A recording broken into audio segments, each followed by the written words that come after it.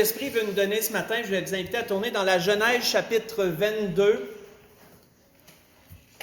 Dans la Genèse chapitre 22, un endroit où on se réfère fréquemment, qu'on va lire parfois.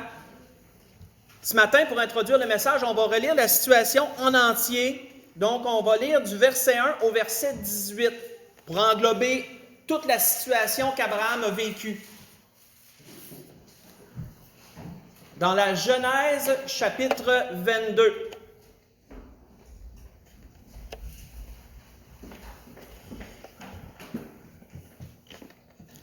Donc, il dit, après ces choses, Dieu mit Abraham à l'épreuve. Il lui dit, Abraham, il répondit, me voici. Dieu dit, prends ton fils, ton unique, celui que tu aimes, Isaac, va-t'en au pays de Morija, et là offre-le en holocauste sur l'une des montagnes que je te dirai. Abraham se leva de bon matin, sella son âne, prit avec lui 2 serviteurs et son fils Isaac. Il fendit du bois pour l'holocauste et partit pour aller au lieu que Dieu lui avait dit. Le 3e jour, Abraham, levant les yeux, vit le lieu de loin. Abraham dit à ses serviteurs, « Restez ici avec l'âne, moi et le jeune homme, nous irons jusqu'à là pour adorer, et nous reviendrons auprès de vous. » Abraham prit le bois pour l'holocauste, le chargea sur son fils Isaac, et porta dans sa main le feu et le couteau. Ils marchèrent ensemble tous les deux. Alors Isaac, parlant à Abraham, son père, dit, « Mon père » Et il répondit, « Me voici, mon fils. » Isaac reprit, « Voici le feu et le bois, mais où est l'agneau pour l'holocauste? » Abraham répondit, « Mon fils, Dieu se pourvoira lui-même de l'agneau pour l'holocauste. » Et ils marchèrent tous deux ensemble. Et lorsqu'il fut arrivé au lieu que Dieu lui avait dit, Abraham y éleva un autel, rangea le bois. Il lia son fils Isaac et le mit sur l'autel par-dessus le bois. Puis Abraham étendit la main et prit le couteau pour égorger son fils. Alors l'ange de l'Éternel l'appela des cieux et dit, « Abraham, Abraham !» Et il répondit, « Me voici. » L'ange dit, « N'avance pas ta main sur l'enfant, ne lui fais rien, car je sais maintenant que tu crains Dieu, que tu ne m'as pas refusé ton fils, ton unique. » Abraham leva les yeux et vit derrière lui un bélier retenu dans les buissons par les cornes. Et Abraham alla prendre le bélier et l'offrit en holocauste à la place de son fils. Abraham donna à ce lieu le nom de Yahvé-Jiré. C'est pourquoi l'on dit aujourd'hui, à la montagne de l'Éternel, il sera pourvu. L'ange de l'Éternel appela une seconde fois Abraham des cieux et dit, « Je le jure par moi-même, parole de l'Éternel, parce que tu as fait cela et que tu ne m'as pas refusé ton fils, ton unique, je te bénirai et je multiplierai ta postérité, comme les étoiles du ciel et comme le sable qui est sur le bord de la mer. Et ta postérité possédera la porte de ses ennemis. Toutes les nations de la terre seront bénies en ta postérité parce que tu as obéi à ma voix. » Arrêtons là. Nous voyons, frères et sœurs, que par rapport à cette grande situation que nous sommes référés parfois et nous avons lu aussi d'autres fois, qu'est-ce que Jacques nous dit? Faites juste écouter. Qu'est-ce que Jacques nous dit à propos d'Abraham et à propos de cette situation-là? Jacques nous dit quelque chose d'important. Il dit, « Abraham, notre père, ne fut-il pas justifié par les œuvres lorsqu'il offrit son fils Isaac sur l'autel? Tu vois que la foi agissait avec ses œuvres et que par les œuvres, la foi fut rendue parfaite. Ainsi s'accomplit ce que dit l'Écriture, Abraham crut à Dieu, et cela lui fut imputé à justice, et il fut appelé ami de Dieu. » Ce que je vous ai lu, c'est dans Jacques chapitre 2, j'ai lu le verset 21 au verset 23.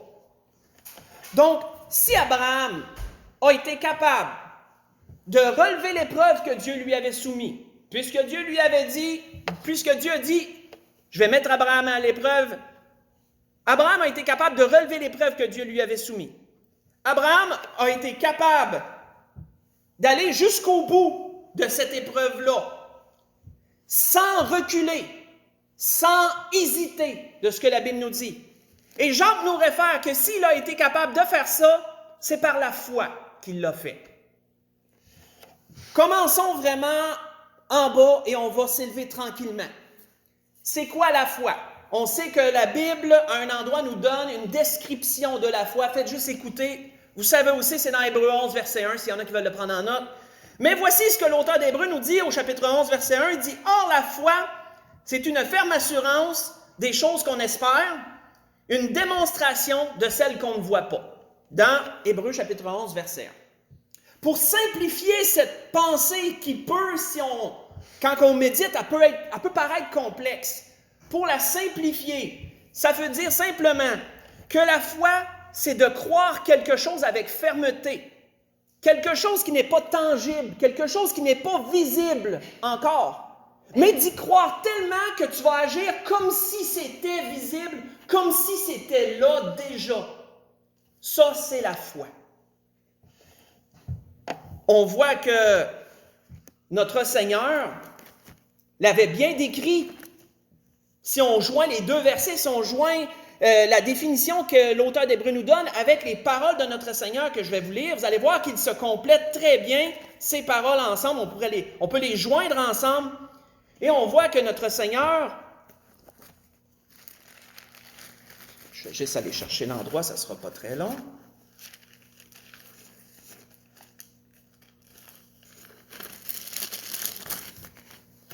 On voit que notre Seigneur a dit, Jésus prit la parole et leur dit, « Ayez foi en Dieu. » Donc le mot « Ayez foi en Dieu. » Ensuite, le Seigneur dit, « Je vous le dis en vérité, si quelqu'un dit à cette montagne, « Ôte-toi de là, jette-toi dans la mer. » S'il ne doute point en son cœur, mais qu'il croit que ce qu'il dit arrive, il le verra s'accomplir. C'est pourquoi je vous dis, tout ce que vous demandez en priant, croyez que vous l'avez reçu et vous le verrez s'accomplir. Ce que je vous ai lu, c'est dans Marc chapitre 11, j'ai lu verset 22 au verset 24. Donc, comprenons bien, je répète, que la foi, c'est de croire fermement une chose qui n'est pas encore là, qui n'est pas visible, qu'on ne peut pas montrer à personne, dire « Regarde, c'est là », parce que si ça serait visible et tangible, ça ne serait pas de la foi, ça ne relèverait pas de la foi. Donc, c'est de croire quelque chose avec fermeté qui n'est pas encore là, et d'y croire tellement que tu vas agir comme si c'était là. Tu vas agir déjà comme si c'était déjà là, comme si c'était déjà accessible, comme si c'était déjà tangible. C'est ça, la foi. Maintenant, ce qu'on se rend compte, souvent, c'est que la foi peut tendre à vaciller avec le temps. N'oublions pas que la base à la foi, c'est de croire à quelque chose. On a une cible. On a une cible. On veut quelque chose, on a un but, on a une cible. Et la foi nous tend à aller vers cette cible-là et croire qu'on l'a déjà, même si on ne l'a pas encore. Mais ce que je dirais qui est ignoré d'une partie de la chrétienté, puis que les Écritures nous montrent de façon subtile, c'est que la foi, pour demeurer ferme, elle a besoin de quelque chose. Elle a besoin de quelque chose pour la transporter. C'est mes mots à moi, vous allez voir, ça va devenir plus clair. Elle a besoin de quelque chose pour la transporter. Elle a besoin de quelque chose sur lequel s'appuyer jusqu'à ce qu'on obtienne ce qu'on désire. J'essayais de trouver un mot pour définir. J'ai peut-être pas le bon mot, mais c'est le mot qui me semblait le plus juste. Le mot pour définir ce que l'Esprit veut nous dire ce matin, c'est un vecteur. La foi a besoin d'un vecteur sur lequel s'appuyer pour la transporter jusqu'à ce que nous ayons obtenu ce que nous désirons. Qu'est-ce qu'un vecteur? On va le définir et ensuite on va aller dans des exemples concrets et ça va devenir clair. Comme l'Esprit me l'a clarifié pour moi aussi, je suis sûr que ça va devenir clair pour tous. Qu'est-ce qu'un vecteur? Selon le dictionnaire, un vecteur, c'est quelque chose qui va transporter quelque chose d'autre, qui véhicule quelque chose. Des exemples pour clarifier un peu un vecteur. La tique, vous connaissez l'insecte, là? La tique est le vecteur de la maladie de Lyme. Donc, c'est elle qui transporte la maladie de Lyme. On pourrait dire la pensée est le vecteur de nos émotions, car nos pensées vont générer les différentes émotions qu'on va vivre. Ça part de la pensée. Donc, la pensée est le vecteur de nos émotions. On pourrait dire aussi, les livres sont les vecteurs de grandes connaissances, parce que dans les livres sont écrites les connaissances répertoriées, puis c'est les livres qui transportent la connaissance. Donc, des exemples. C'est quoi un vecteur? Maintenant, si on revient à notre exemple d'Abraham, quel a été le vecteur de la foi d'Abraham? Et là, on va vraiment creuser sur quelque chose. Tournons, sans perdre Genèse 22, tournons dans Hébreux 11. Allons voir quel a été le vecteur, sur quoi la foi d'Abraham s'est appuyée, qu'est-ce qui a transporté la foi d'Abraham jusqu'à ce qu'il obtienne ce qu'il désirait, ce qu'il savait déjà, ce qu'il ciblait. Dans Hébreux chapitre 11, on va lire à partir du verset 17 au verset 19. Mais on va revenir à Genèse 22 pour l'exemple, donc ne perdez pas Genèse 22. L'auteur d'Hébreux, dans son analogie de la foi, dans son chapitre de la foi, nous dit sur quoi Abraham s'appuyait. Quel était le vecteur de la foi d'Abraham? Dans Hébreux chapitre 11, à partir du verset 17.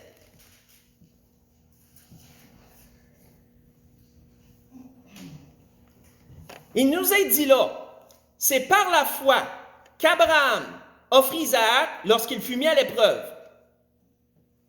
qu'il offrit son fils unique, lui qui avait reçu les promesses. Pourquoi qu'il dit ça? Parce que 25 ans avant que son fils naisse, Abraham avait reçu des promesses. Il avait reçu des promesses de territoire, il avait reçu des promesses de postérité, comme le sable qui est sur le bord de la mer, une grande postérité. Et avec le temps, Dieu a toujours clarifié ces promesses-là. On connaît l'histoire d'Abraham. On sait que Sarah, elle a pensé qu'il pouvait devancer la promesse, elle a pensé qu'elle devait s'accomplir en donnant sa servante et en ayant un fils d'elle parce qu'elle n'était pas encore en mesure de l'avoir. Dieu a clarifié que ce n'était pas comme ça que la promesse allait s'exécuter, que c'était vraiment Sarah qui allait avoir elle-même un enfant. On sait que 25 ans après, Sarah est tombée enceinte et ils ont eu Isaac. La promesse était claire au fil du temps. Dieu la réitérait tout le temps. Dieu la ramenait tout le temps. Et il nous est dit au verset 18, « Et à qui il avait été dit, en Isaac, tu auras une postérité appelée de ton nom. » Notez ensuite, l'auteur nous dit ce qu'Abraham pensait. Quelle idée il s'était bâti, Abraham? Il pensait que Dieu est puissant même pour ressusciter les morts. Aussi, il le recouvra-t-il par une sorte de résurrection, l'auteur nous dit. Maintenant, retournons à Genèse 22. Quel était le vecteur, frères et sœurs, de la foi d'Abraham? Premièrement, la cible était simple. Abraham l'avait dit, « Je ne perdrai pas mon fils aujourd'hui. » Il le croyait. On le sait, quand on lit à la fin du verset 5, il a dit à ses serviteurs, « Nous reviendrons vers vous. » Donc, dans sa tête, Abraham, c'était déjà clair, son fils ne resterait pas un cadavre sur le haut de la montagne, il reviendrait avec lui, nous reviendrons vers vous. Parce qu'Abraham, il avait réfléchi, frères et sœurs, il avait sûrement pensé à tout ça. Il s'est dit, c'est impossible que pendant 25 ans, Dieu me fait une promesse, puis que là, il me l'enlève, puis qu'elle ne puisse pas s'exécuter pour les années à venir. Parce que s'il n'y a plus d'Isaac, une partie de toutes les promesses de Dieu tombe à l'eau, il n'y en a plus. Puis pour Abraham, c'était absolument impensable. Ça ne se pouvait pas. Donc, son fils allait revenir avec lui. On sait que quand il a dit à son fils il a demandé où est l'Holocauste, Abraham il a dit, Dieu va se pourvoir lui-même de l'Holocauste. Donc, pour Abraham, c'était clair que Dieu allait trouver une façon de régler la chose. L'auteur d'Hébreux, lui, nous met en lumière qu'Abraham s'était bâti une pensée. Vous allez voir pourquoi je dis bâti. Abraham s'était fait un vecteur pour que sa foi tienne ferme jusqu'à l'obtention de la bénédiction. Abraham s'est dit, Dieu va le ressusciter d'entre les morts. Si je dois me rendre jusqu'au bout, Dieu va le ressusciter d'entre les morts. Jusque-là, ça nous paraît simple, frères et sœurs, parce que la résurrection est une chose qu'on a lue. On l'a lu dans les Saintes Écritures. Hein? On a lu dans l'Ancien Testament comment il y a des prophètes. Élie a relevé le fils d'une veuve. Élisée aussi a ressuscité quelqu'un. Notre Seigneur a ressuscité beaucoup de personnes de son vivant. Mais y avait-tu déjà eu une résurrection dans le temps d'Abraham? Oh! Y avait-tu un exemple sur lequel Abraham peut s'appuyer et dire, oui, déjà telle personne elle a été ressuscitée. Donc, je peux prendre ce concept de dire que Dieu va ressusciter les morts? Non.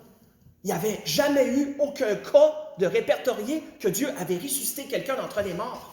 Abraham a été le premier à penser ça. C'est quelque chose. D'où naît ça? C'est l'idée qu'il s'était faite. C'était le vecteur qu'il a choisi personnellement. Abraham s'est dit, si je dois aller jusqu'au bout, mon fils va me revenir quand même. Donc, comment cela est possible? Dieu est tellement puissant que je crois qu'il peut ressusciter les morts. Je crois qu'il peut ramener mon fils d'entre les morts si je dois le tuer. Et je reviendrai quand même avec mon fils. Cette idée-là, frères et sœurs, ne s'était jamais produite avant. Il ne s'est pas appuyé sur rien. Il s'est fait cette idée-là, il s'est fait cette logique-là, Et ça a été le vecteur qui a transporté sa foi jusqu'à ce qu'il obtienne la bénédiction. Parce que sa foi s'est appuyée là-dessus. Sa foi s'est basée sur cette idée-là. Et tout le long qu'il a marché avec son fils, c'est ceux qui se disaient cette idée-là, je crois fermement que mon fils va revenir avec moi parce que Dieu va le ressusciter d'entre les morts. Ça va aller jusque-là. Donc, voyons-nous, ça se clarifie un peu l'idée, c'est quoi d'un vecteur? C'est une idée que tu vas te bâtir en vue de la promesse, puis tu vas t'appuyer là-dessus, puis ça va transporter ta foi. Ça va l'amener jusqu'au bout. Et ta foi ne vacillera pas en chemin à cause de ça, à cause de cette idée-là que tu t'es fait. Qui est selon Dieu, qui ne va pas contre Dieu, bien sûr. La résurrection a été le vecteur de la foi d'Abraham, et dans tout son cheminement, c'était toujours l'idée qui l'a guidé. Mon fils va ressusciter. Et, en bout de ligne, l'auteur d'Hébreux va même jusqu'à dire qu'il l'a reprouvé par une sorte de résurrection. Parce que son fils n'est pas mort, mais c'est comme si, en relevant de l'autel, il était revenu d'entre les morts. Donc, par une sorte de résurrection. L'idée va là. Maintenant, quand on va dans le Nouveau Testament, quand on regarde tous les exemples de foi qu'il y a dans le Nouveau Testament, vous allez voir, frères et sœurs, nous allons voir ensemble qu'il y en a qui se sont démarqués. Il y a des gens qui se sont démarqués par leur foi, mais comment se sont-ils démarqués? Ils avaient tout ce point en commun, ils avaient un vecteur pour transporter leur foi. On va le voir plus clairement. Allons premièrement, dans un premier exemple, dans Matthieu chapitre 8. Tournons dans l'Évangile selon Matthieu au chapitre 8. On va clarifier encore plus le concept que l'Esprit nous dresse ce matin. Dans Matthieu chapitre 8, on va lire à partir du verset 5. On va lire un exemple. Situation.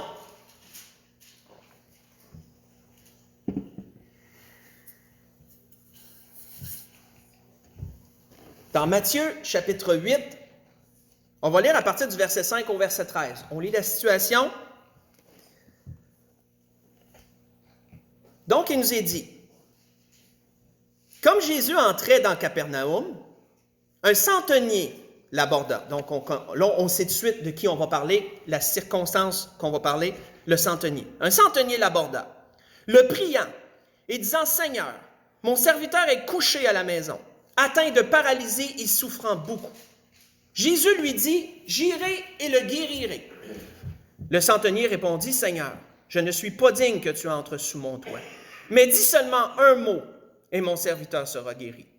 Car moi, qui suis soumis à des supérieurs, j'ai des soldats sous mes ordres. Et je dis à l'un, va, et il va. Je dis à l'autre, viens, et il vient. Et à mon serviteur, fais cela, et il le fait. » Après l'avoir entendu, Jésus fut dans l'étonnement. Et il dit à ceux qui le suivaient, « Je vous le dis en vérité, même en Israël, même parmi mon peuple, en d'autres mots, Israël représentant le peuple de Dieu, même en Israël, je n'ai pas trouvé une aussi grande foi. » Parce que selon nous, le centenier est un païen. C'était déjà quelque chose que Jésus lui propose d'aller chez lui. Parce qu'on sait que les Juifs puis les païens, à ce temps-là, je sais que c'était notre Seigneur, mais on pourrait élargir la pensée, mais je vais la garder pour un autre message que l'Esprit m'a donné pour plus tard. Mais si on revient au contexte principal, on voit que le Seigneur a été surpris d'une certaine façon, de la grandeur de la foi que ce centenier a manifestée. Et il a dit à son peuple, tous ceux qui le suivaient, qui étaient là, même en Israël, même parmi les miens, je n'ai pas trouvé une foi comme cet homme-là a. Ensuite, il dit, « Or, je vous déclare que plusieurs viendront de l'Orient et de l'Occident, ils seront à table avec Abraham, Isaac et Jacob dans le royaume des cieux. » Ça, c'est pour nous. C'est une parenthèse que je rouvre et que je referme. C'est pour nous, ça s'en vient, ça. Le début du règne de 1000 ans. Le repas qu'on va prendre avec le Seigneur. On en avait parlé lorsqu'on a eu une grande étude sur le règne de 1000 ans, en plusieurs messages.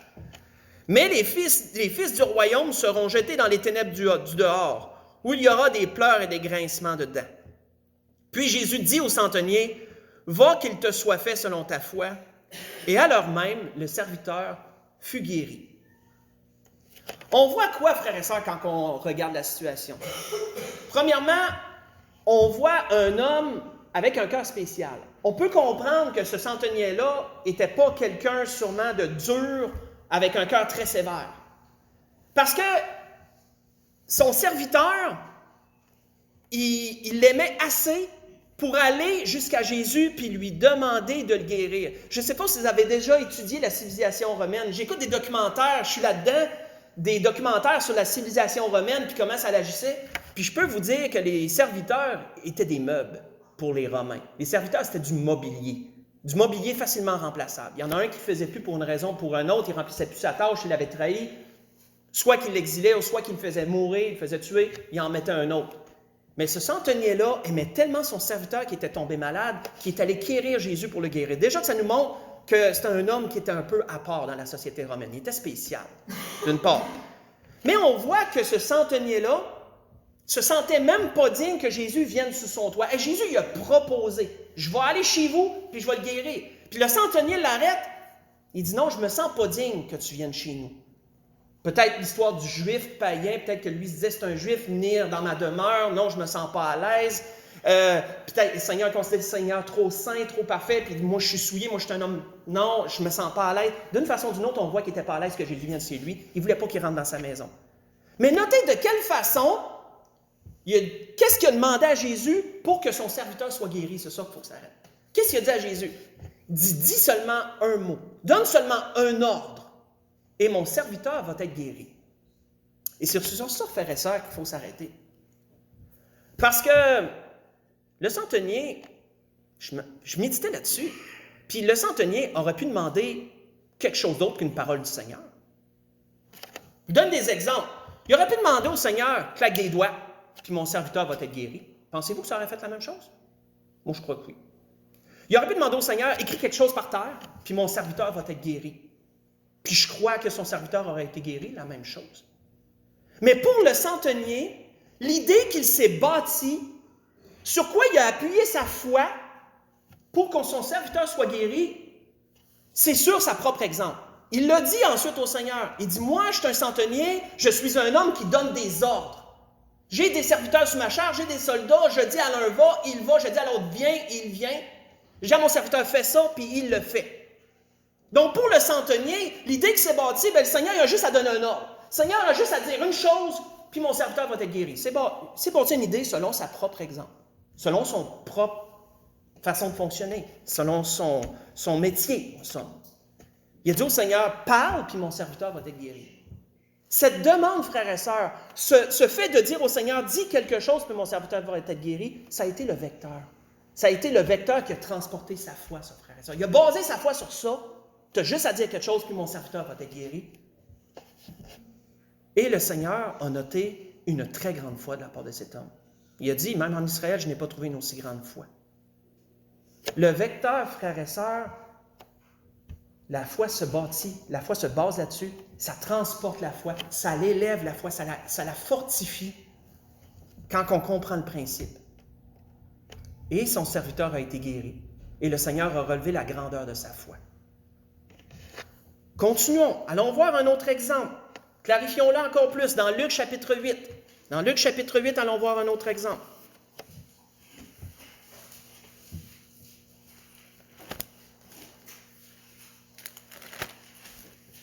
Mais notez une chose, frères et sœurs.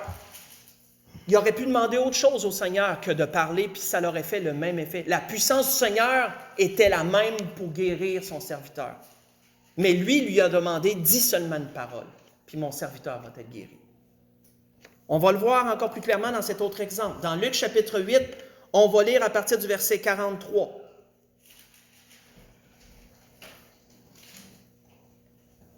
Il nous est dit, « Or, il y avait une femme atteinte d'une perte de sang depuis 12 ans, qui avait dépensé tout son bien pour les médecins, sans qu'aucun ait pu la guérir. Elle s'approcha par derrière et toucha le bord du vêtement de Jésus. Au même instant, la perte de sang s'arrêta.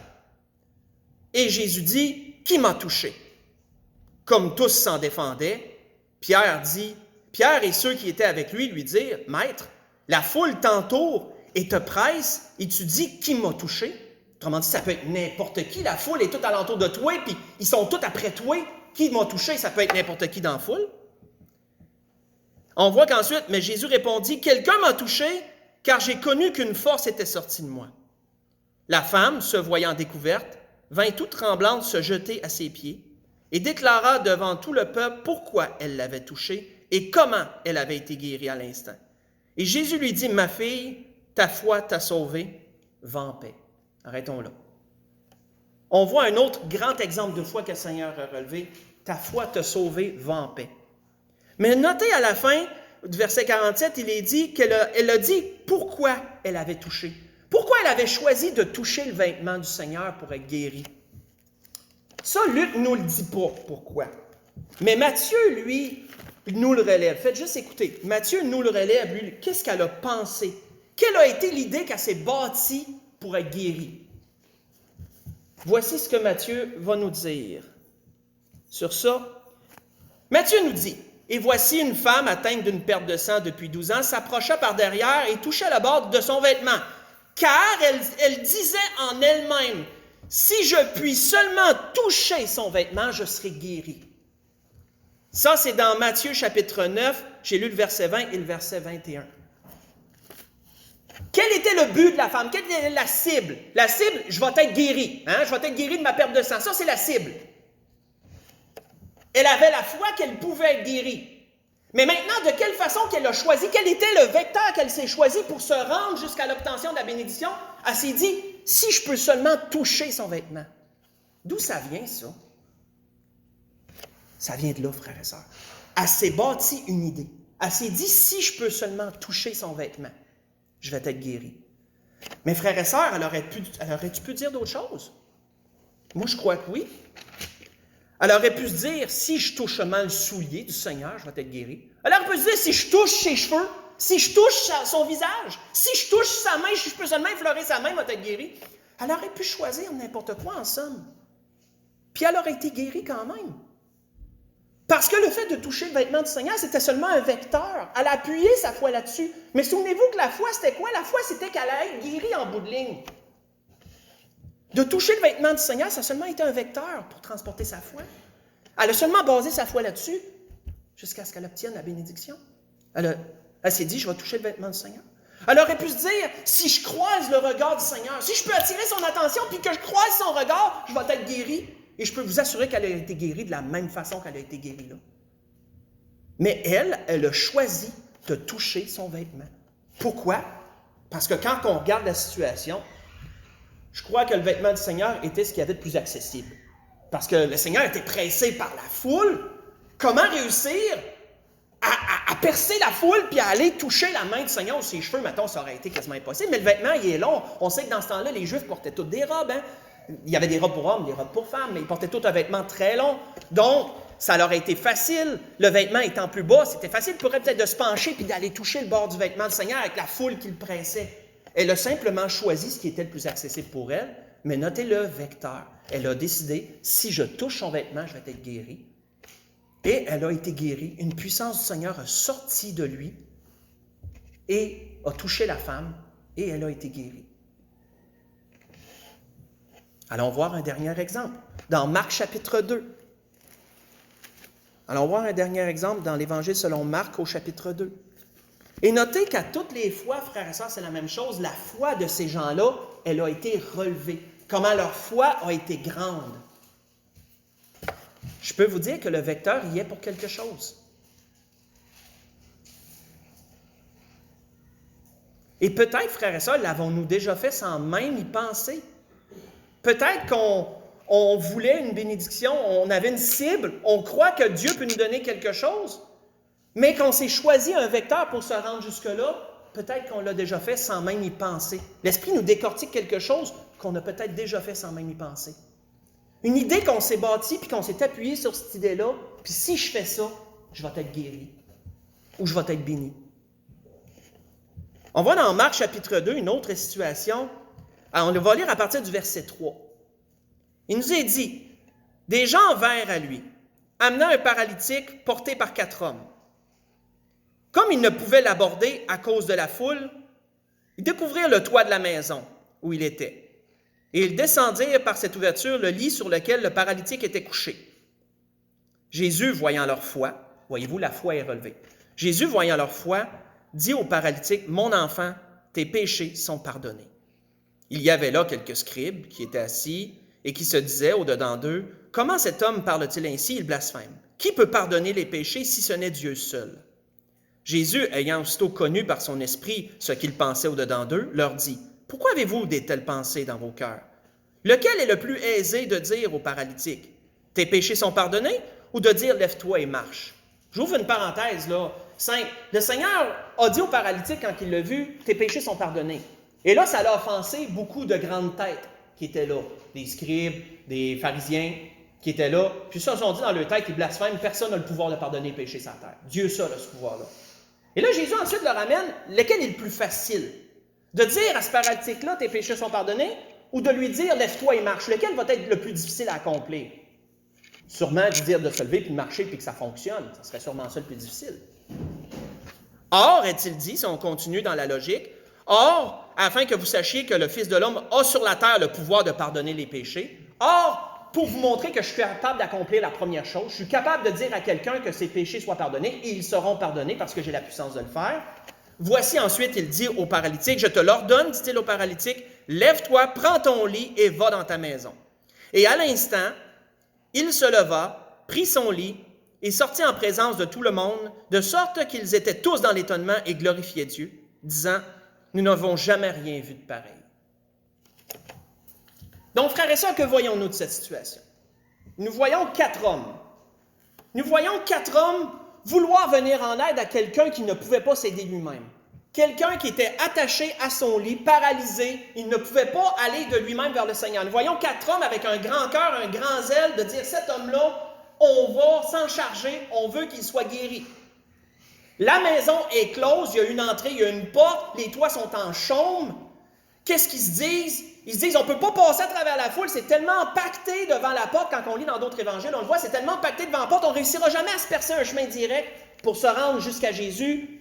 Donc, on va monter le paralytique par le toit, on va défaire une partie du toit, on va écarter le chaume, on va écarter les bois, on va le passer par là et on va l'amener devant Jésus. Il aurait-tu pu choisir une autre façon de guérir Jésus?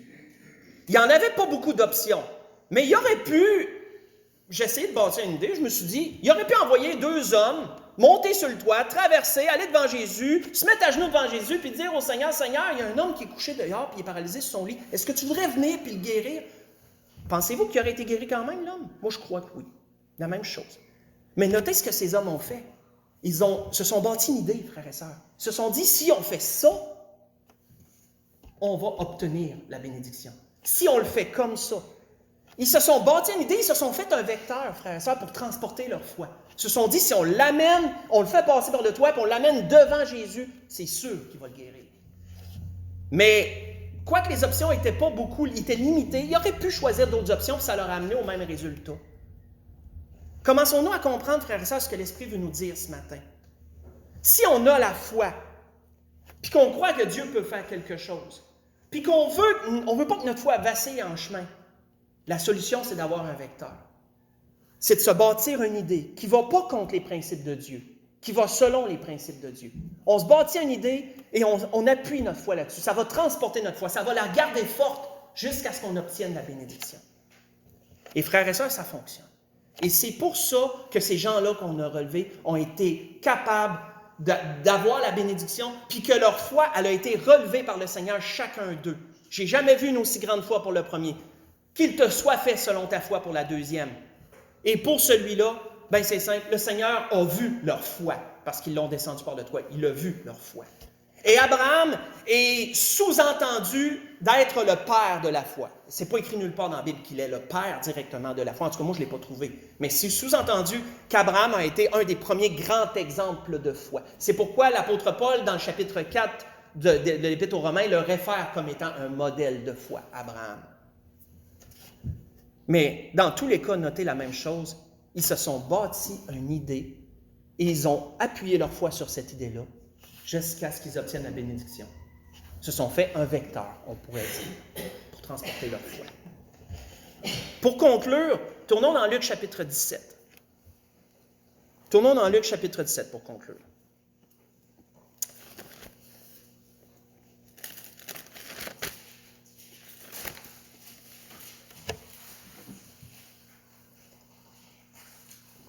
Personnellement, je vous dirais que ce que l'Esprit nous donne ce matin, ça m'a surpris, puis je me suis surpris à avoir déjà fait ça sans même m'en rendre compte, mais là, je comprends qu'est-ce que j'ai fait.